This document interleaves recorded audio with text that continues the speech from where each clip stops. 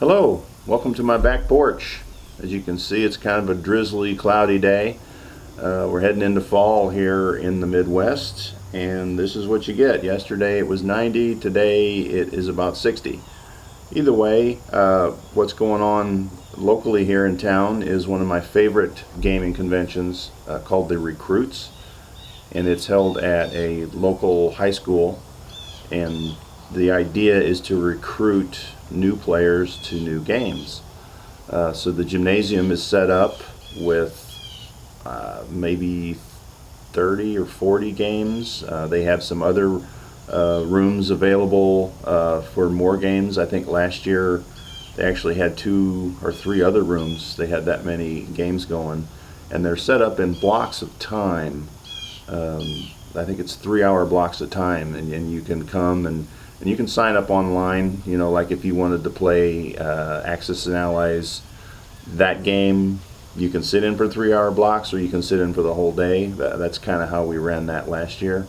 But if you wanted to play Flames of War or Warhammer, you know, those kind of games, you can sit in on 3-hour blocks and play those games just to kind of get a feel, you know, if you like those games.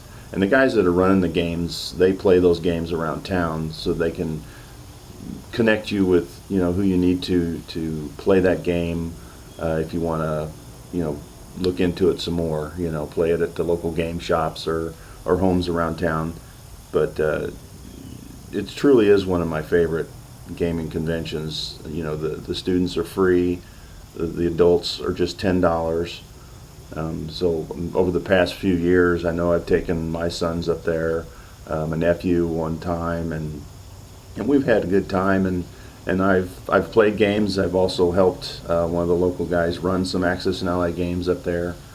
And last year, I think we ran 2 games up there side by side, and that was kind of fun. But this year, a good friend of mine has a wedding today, and when I found out it was on the same day, I asked her if she could move her wedding, and she didn't want to do that. I don't really understand, so I'm not going this year. I'm going to go to the wedding. I'm going to do the right thing. But that's why I'm sitting out here in the drizzling rain and cloudy, misty morning. Today's video is about the BBR experience, and as any experience begins, with the notification that the BBR is coming. One day you just open up your laptop and there it is. Siredblood's announced the BBR is coming, and he announces the dates, and it's like, yes! It's like watching Patrick Mahomes throw a 77-yard touchdown. It's a special feeling. So then you get on and you wait for the arrival of the date when he'll start taking names for teams, and of course you type in, I'm coming. And then this guy shows up, and no one says it better than this old man. So then, once you got that going, don't fret if you don't get in. Get on the waiting list. This year, several guys that were on the waiting list actually got to go to the tournament just because others that had signed up early had to drop out. This year also, there were teams with 3 people on them, so that even more people got to come to this tournament, as well as an extra table. Will that be that way next year? Is it going to increase? Only Sired knows that. So once all that's in place, you got a team, even if you don't have a team. Last year I came, I didn't have a team. I came, I wanted to play, I wanted that experience, and it was great. This year I went with a team that I'd met a guy down there last year, and VK Cowboy. And we teamed up this year. We had some practice rounds at his house, and then he came to my house, and we did it that way. That worked out nicely, and you know, we played and we strategized, and you know, like anybody would, and that was fun. So the next step in the process is it's time to head to the airport and board the plane. I'm leaving on a jet plane. Don't know when I'll be back. Sir, could you please stop that? Pardon me. So on day one, we roll in there in the morning, and people are setting up their boards and talking and eating breakfast and going through all that. And here's just a quick video that shows what's going on and the sounds of it. It's his building, yeah. Oh, okay. Oh, he's the landlord? He's the owner of the business. Yeah. Oh, of this business? Yeah. That was your family's business. Yes, my dad. That was my dad. Yeah. That was your dad? Yeah. Oh my gosh.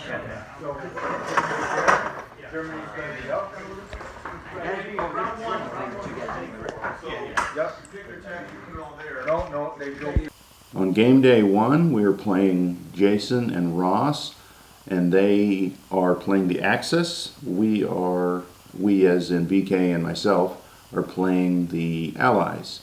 And Jason and Ross had not met before. They had communicated beforehand and talked about some strategies and stuff, but this was the first time they met. They were paired up as teammates, and they played together really well. And Jason, for whatever reason, is some sort of dice wizard. You can't explain some things like that unless you see them, but I've never seen anyone roll that well that long. It's one thing to roll really well in a battle, but all day long he was destroying us on the dice. And I'm not usually a person that talks about the dice, being bad and going against me, but that was truly a sight to see. So if you look at the picture, I can help you describe how the victory points are divvied up as the Allies. All the roundels that are turned over, the markers, are on Axis territories. So each Allied team gets 1 point for every Axis territory that they capture. If you win, you get 10 more points. So we had all those points that are shown on the map. I'm not sure if all of them are visible. We did win, so we got the 10 points. And then the Axis victory points that they received, we had to subtract. And that gives us our total score for day 1.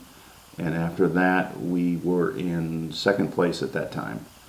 So the next day comes, and we are playing Detroit and Corporal 24. And they had played the Axis the previous day, so now they're playing the Allies, and BK and I are playing the Axis. And the points are different for the Axis because they have to go for the 12 or more victory points that are indicated by the roundels. And you'll have to look at the rules to get a full listing of all those. But it was another fun game, very close. Very intense, not as much walking around and looking at other tables. And then at the end, we pulled it off. You can see by the victory points there just how many we got. We needed 12 to win. And you take the number of victory points that we had plus the 10, and then we had to subtract the victory or the territories that the Allies had captured of the Axis. And then that was our total score for day 2. And then adding day 1 and 2 together put us into second place. So we got to play in the final round for the first place. And that match was against Gargantua and G.I. Joe. They were in third place after the first day, but had a huge second day and vaulted into first. So congrats to them. They went on to win the game for the gold medal. Our high water mark was 9 victory points. It's not just cities. We could have gotten 10 on the next turn, but we were about to lose 2 or 3 more. And that's when the game ended at that point. And we congratulated them. And if you want to see a better recap of that final game, G.I. Joe has that on his channel. And as history notes, the victors always get to write history. So I'll leave that to him. In the middle of all that, between day 2 and day 3, At the end of day 2, there was a prize session. And these are prizes that have been donated and collected, by Sired Blood. What it is you get victory points on day 1, you get victory points on day 2, and for each victory point, you get a ticket. And you get to place those tickets, in different bins for the prizes, depending on, if you want to go for this one, you'll put more in that bin, and then, some of them you may already have, like several of the prizes up there I actually did have. So I didn't put any tickets in those, so I picked 4 or 5 that I wanted to get. Last year I came away with 1 prize, and when I won it, it was the one I wanted out of all the prizes I put tickets in. It was a German stick grenade. And after winning it, it's like, it's great, but now I got to go onto an airplane with a grenade. So it's like, that wasn't very thought out.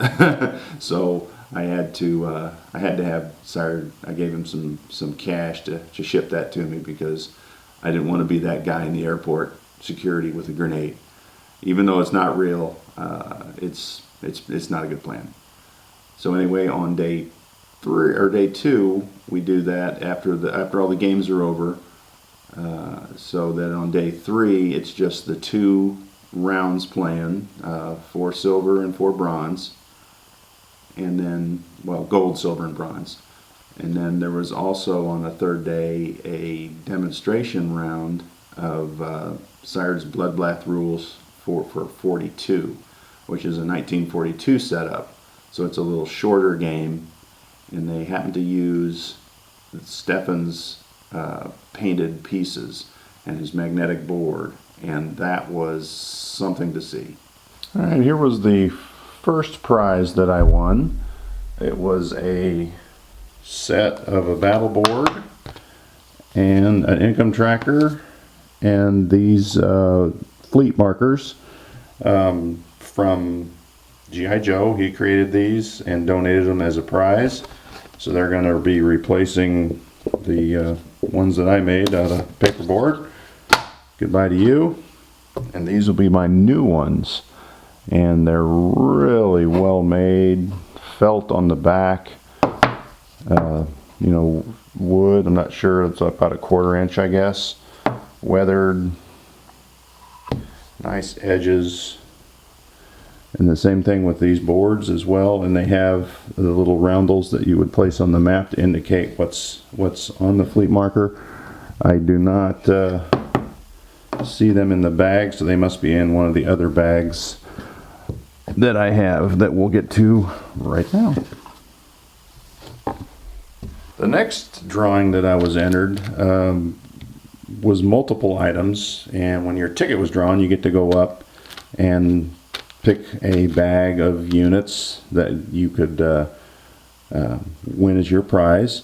And these units here, I believe, were donated by Combat Miniatures, and I believe they were the units that are painted by Greg if you go to his website.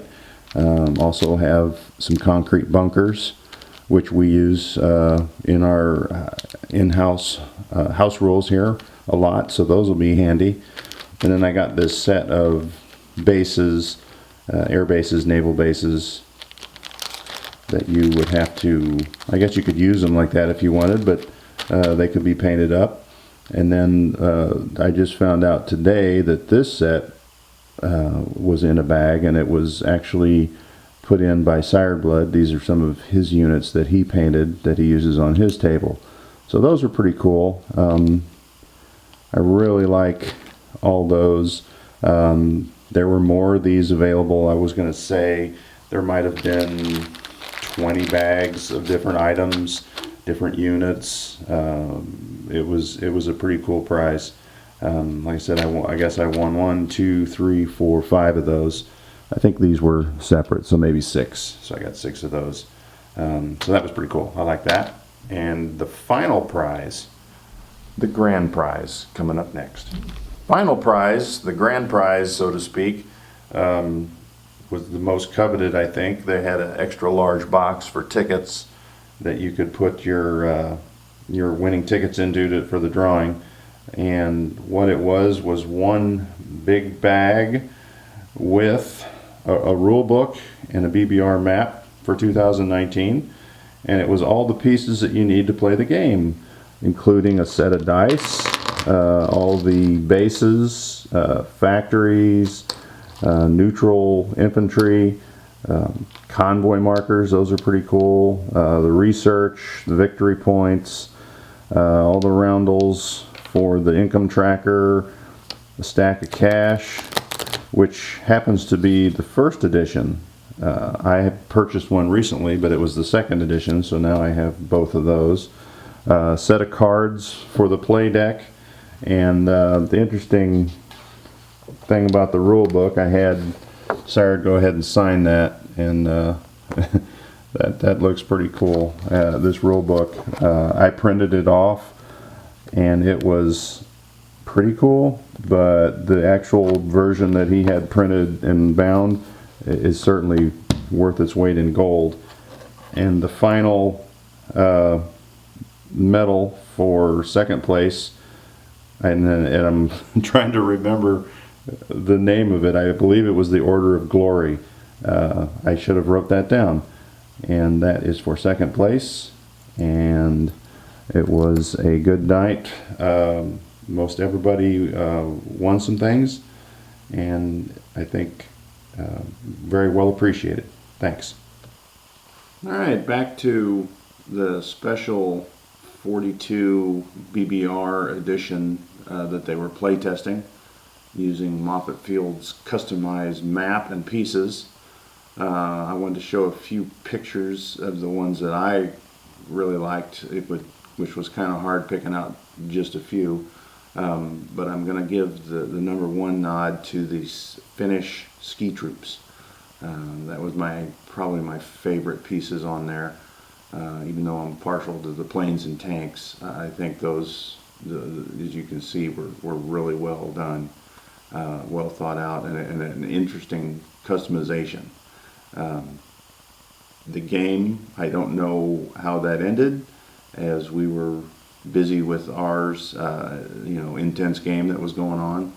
But it was really neat to, whenever we had a break, stroll over, take a peek, and snap a few pictures. And Grasshopper has a real in-depth video on Moffett Field's customizations, the map, the pieces, and an interview with Stefan, who did that, and he did a really good job on that. One of the things that you don't think of when you come to the BBR tournament is after hours. Sometimes the games go pretty late, but even then, there'll be a fairly large group that gets together for dinner somewhere that evening. Not everyone goes. Some nights it's more than others. But either way, somebody somewhere is getting together, eating, and probably staying out later than they need to, just because the next day is another grind through the rounds. This particular photo was our last night there, and we went to a steakhouse, and granted we had to get up early to catch our planes, and other people were going different directions, but a lot easier to do that than it is to come in and play another round of BBR. I wanted to give a special thanks to Sire Blood. Had his Russian uniform there, and what it takes for him to throw together this tournament. There's a lot that goes on in the background, and much more than you could realize. He did an excellent job.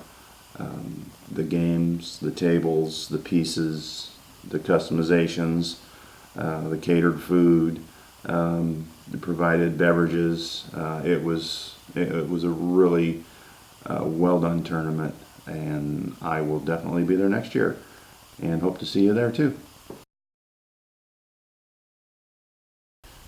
It's getting late in the day.